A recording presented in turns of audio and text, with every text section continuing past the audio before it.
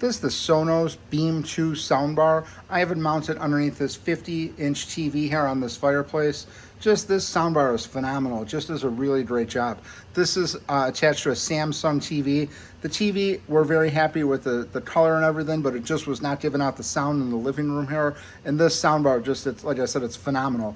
It connects to the Sonos app. You could adjust it from the app, or it's synced up right with the Samsung remote control. But overall, very pleased with it. I also have the Bimecast mount for the soundbar, and I have two hanging brackets from the back of the TV. So you can see it is a little, it isn't fully centered here, but it is hanging down a little bit. But that's because I didn't mount it into the bricks there. I have it from the hanging mounts, but overall, very pleased with it.